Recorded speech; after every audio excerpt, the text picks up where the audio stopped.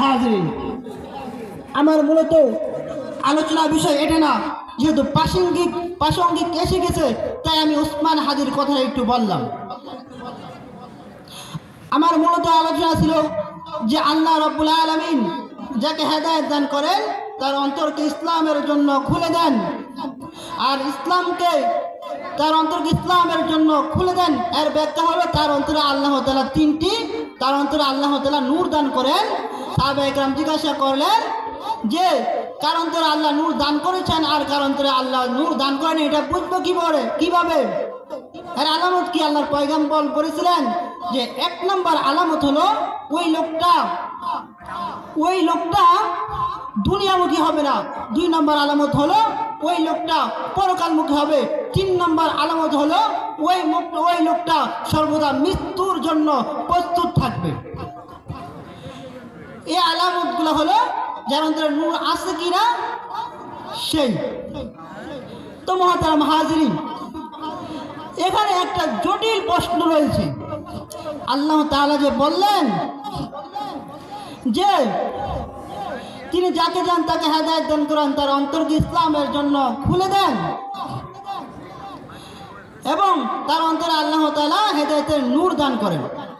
এখন আল্লাহ তাআলা যদি আমার অন্তরে হেদায়েতের নূর দান না করেন, তাহলে আমি তো হেদায়েতের নূর পাবো না। তাহলে আমার দোষটা কোথায়? তার দোষটা কোথায়? এর জবাবে আল্লাহ পাক রব্বুল আলামিন বলেন, ওয়াল্লাযীনা জাহাদু ফীনা লানাহদিয়ান্নাহুম সুবুলানা ওয়া ইন্নাল্লাহা লামাআল মুহসিনিন।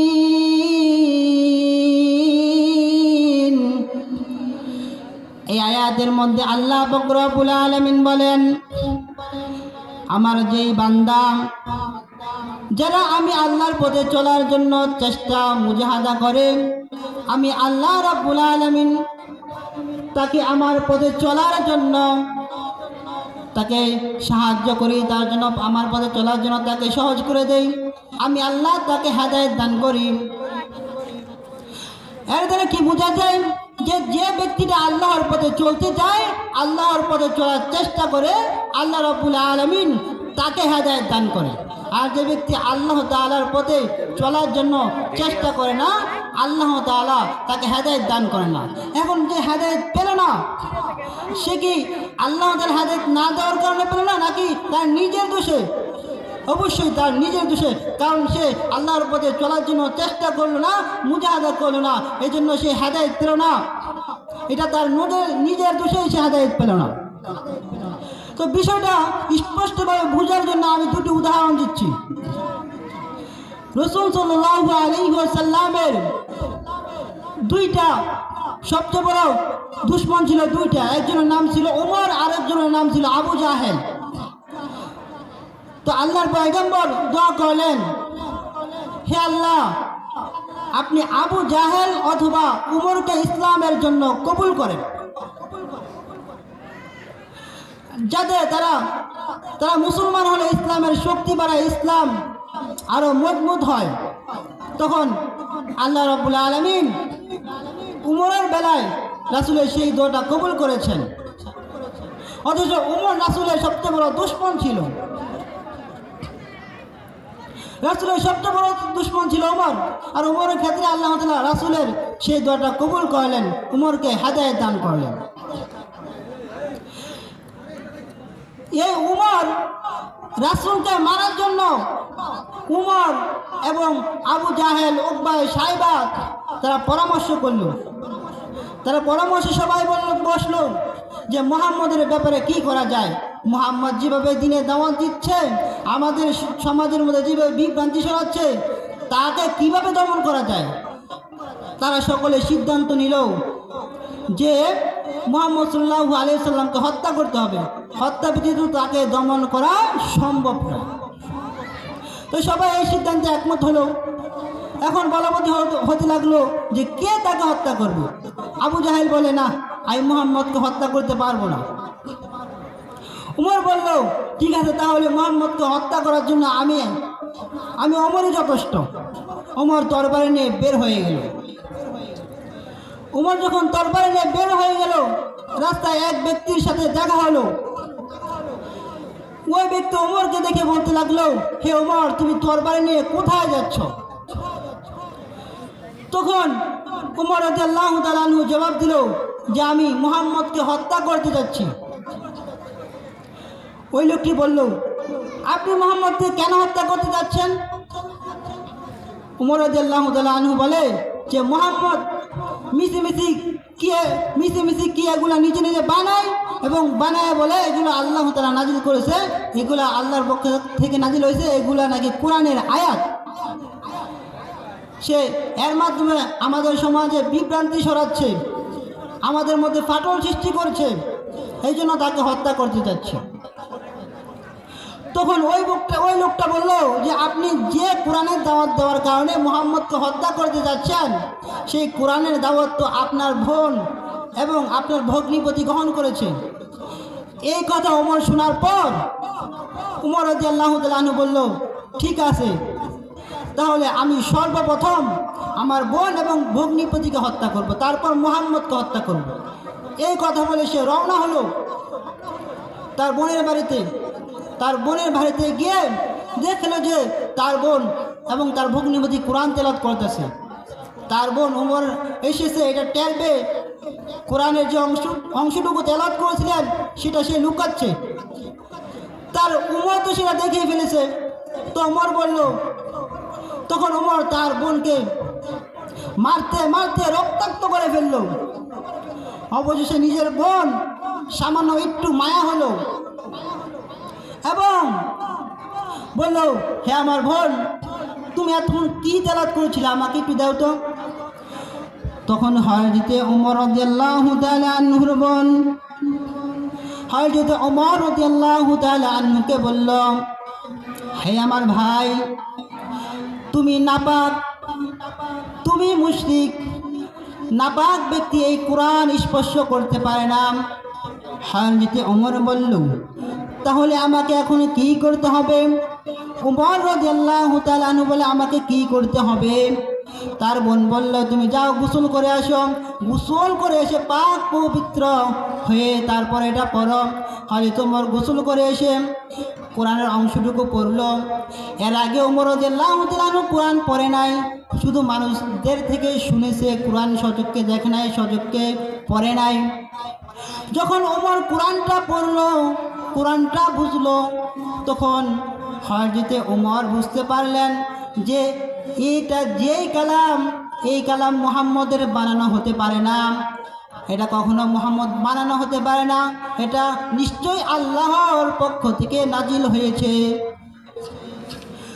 তারপর সাথে সাথে হযরত ওমর আল্লাহর পয়গম্বরের কাছে গিয়ে মুসলমান হয়ে গেছে। হয়তো ওমর রাদিয়াল্লাহু তাআলা আনহু সত্যটাকে বুঝতে পেরেছিল এবং বুঝার পর সেটা গ্রহণ করার জন্য ওমর রাদিয়াল্লাহু তাআলা আনহু প্রস্তুত ছিলেন। এই জন্য আল্লাহ রাব্বুল আলামিন তাকে হেদায়েত দান করেছেন। কোরআন পড়েছে ওমর, কোরআনকে বুঝতে পেরেছে, বুঝার পর গ্রহণ করার জন্য রাজি হয়েছে, আল্লাহ তাকে হেদায়েত দান করেছে। আর আবু জাহেলের জন্য আল্লাহর পয়গম্বর দোয়া করেছিলেন যাতে আবু জাহেল হেদায়েত পায়, কিন্তু আবু জাহেলের বেলায় আল্লাহর পয়গম্বরের দোয়াটা আল্লাহ কবুল করেন নাই। কেন কবুল করেন নাই বুঝেন? আবু জাহেলের এক বন্ধু তাকে প্রশ্ন করেছিল, হে আবু জাহেল, তুমি তো আমার বন্ধু, আমার কাছে একটা সত্য কথা স্বীকার করবা?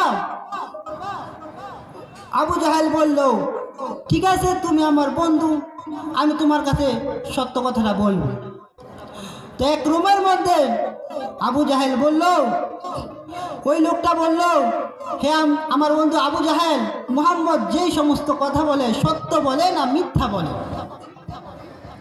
আবু জাহেল বলে, মুহাম্মদ যেই কথা বলে সব সত্য বলে, মুহাম্মদ জীবনেও একটা মিথ্যা কথা বলে না, সব সত্য বলে। মুহাম্মদ যে দাওয়াত দেয় এগুলো সব সত্য। আবু জাহেলের বন্ধু বলে, তাহলে মুহাম্মদের ধর্ম যদি সত্য হয়, মুহাম্মদ যদি মিথ্যা কথা না বলে, তাহলে মুহাম্মদের ধর্ম তুমি গ্রহণ করো না কেন? কেন গ্রহণ করো না? আবু জাহেল বলে, আমি যদি মুহাম্মদের ধর্ম গ্রহণ করি তাহলে আমার দলে কোনো লোক থাকবে না, আমার দল ভেঙে সব লোক মুহাম্মদের দলে চলে যাবে। তখন আমার নেতাগিরির কি অবস্থা হবে? আমাকে কেউ মানবে না, আমাকে কেউ সম্মান করবে না। বলেন তো, আবু জাহেল কি বুঝেছিল না কুরআন সত্য? মুহাম্মদ যা বলে তা সত্য, এটা বুঝেছিলেন না? বুঝার পরও সে গ্রহণ করতে রাজি না কেন? তার নেতাগিরি ছুটে যাবে, লোকেরা তাকে সম্মান করবে না, তার দল ভেঙে যাবে। এই জন্য সে হেদায়েতের রাস্তা, হেদায়েত বুঝার পরেও সে হেদায়েত গ্রহণ করতে রাজি না। আল্লাহ রাব্বুল আলামিন বলেন যে হেদায়েত বুঝার পর যে হেদায়েত গ্রহণ করতে চায় না, আমি আল্লাহ তাকে হেদায়েত দিতে চাই না, আমি আল্লাহ তাকে হেদায়েত দিতে চাই না। আর ওমর রাদিয়াল্লাহু তাআলা আনহু হেদায়েত বুঝার পর সে গ্রহণ করতে রাজি হয়েছে, আল্লাহ তাকে হেদায়েত দিয়া দিয়েছে। এখন যে ব্যক্তি হেদায়েতটা পেল না, সে কেন পেল না? তার নিজের দোষের কারণে পেল না, কারণ সে বুঝেছিল, সে গ্রহণ করে না, এজন্যই সে হেদায়েতটা পেল না। তো মুহতারাম হাজিরিন, আল্লাহ তাআলা যে বললেন তিনি যাকে চান হেদায়েত দান করেন, আর যাকে চান না তাকে হেদায়েত দান করেন না, আর যাকে হেদায়েত দান করেন না তার অন্তরকে ইসলামের জন্য খুলে দেন না, তার অন্তরে হেদায়েতের নূর দান করেন না। এখন কেউ যদি প্রশ্ন করে যে আল্লাহ আমাকে হেদায়েতের নূর দান করলেন না, এই জন্য আমি হেদায়েত পেলাম না, আমার দোষ কি? এটা কি সঠিক উত্তর? না, তোমারই দোষ, কারণ তুমি হেদায়েত বুঝেছিলা, তুমি হেদায়েত গ্রহণ করে নাই, এটা তোমারই দোষ, আল্লাহ তাআলার দোষ না।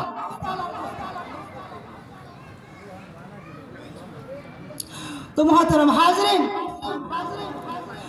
রাসূল সাল্লাল্লাহু আলাইহি ওয়াসাল্লামের একজন চাচা ছিল, নাম ছিল আবু তালেব।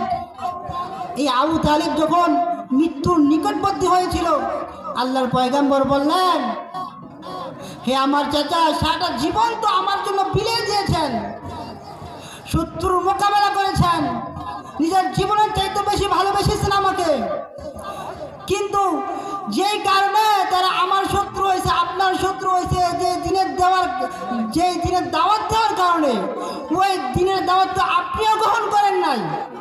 অতএব আপনি আমাকে যতই ভালোবাসেন, যতই মহব্বত করেন, আপনি যদি আমার দিন না গ্রহণ করেন, এই মহব্বত কোনো কাজে আসবে না, পরকালে আমি আপনাকে জাহান্নাম থেকে বাঁচাতে পারবো না।